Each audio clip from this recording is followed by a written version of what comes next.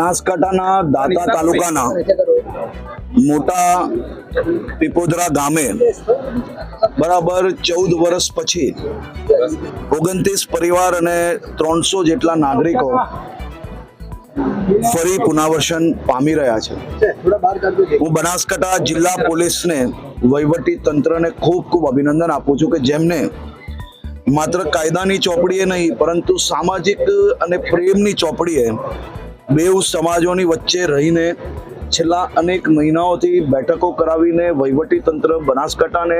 અને પોલીસે સાથે મળીને આ બેઉ સમાજને ભેગા કર્યા, બેઉની વચ્ચે વેર પૂર્ણ કરાવ્યું અને વર્ષો જૂની જે પ્રથા છે એ પ્રથાને બાજુમાં મૂકીને આગળ વધવાનું અને પ્રેમના સંબંધને એક નવો સંબંધ બનાવરાવીને આ લોકોને આજે પાછું પુનર્વસન કરાવરાવ્યું છે। 12 વર્ષ પહેલા દાંતા તાલુકાના મોટા પીપોદરા ગામે એક હત્યાનો બનાવ બનેલો હતો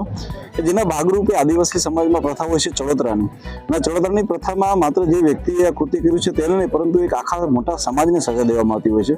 તો કોદરબી ફેમિલીના 29 જેટલા પરિવારો કે જે કુલ મળીને 300થી વધારે લોકો થતા તમામને તેમના ગામમાંથી બહિષ્કૃત કરી દેવામાં આવ્યા, તેમની 8.5 હેક્ટર જગ્યામાંથી એ લોકોને ખસેડી દેવામાં આવ્યા અને તમામ લોકો જે છે અમદાવાદ, પાલનપુર, મહેસાણા ખાતે હીરા ઘસી અને બીજું મજદૂરી કામ કરીને પોતાનું જીવન નિર્વાહ કરી રહ્યા હતા। અમે લોકોને અરજી મળતા અમે તમામ પંચોને ભેગા કર્યા, તમામ પંચોની સમજાવટ બાદ સરકારની મદદથી આજે તમામ લોકોનું પુનર્વસન થઈ રહ્યું છે। જ્યારે આ પરિવારને વર્ષો પછી જ્યારે આ પાછા પીપોદરા ગામમાં એમને વસવાટ માટે બંને પક્ષોને સમાધાન કરાવી અને આ એક ઉમદા કાર્ય કર્યું છે, આ અમારા સમાજમાં એક મોટો ચીલો પડ્યો છે અને આ જે કાર્ય છે આવા કાર્ય સમગ્ર ગુજરાતમાં જ્યાં આદિવાસી સમાજ વસે છે અને ત્યાં આવા કોઈ વેરવૃત્તિ હોય તો સરકાર એમાં ઇન્ટરફિયર થઈ અને વેર દૂર કરે તો એક ભાઈચારાનો સંદેશો ફેલાય।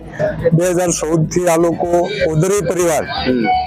બહાર કોઈના કુવા ઉપર રહેતા, કોઈ આડી મજૂરી કરતા, એમ કઈ નભતા અને સમાજના આગેવાન તરીકે અને સરકાર બંને સાથ લઈ અને આ લોકો કોદરી સમાજ અને દાદી પરિવાર બેને સમાધાન કરાવી અને આ ભૂમિકા પર પોતાની જમીન પર બેસાડવાનો વસવટ કરવામાં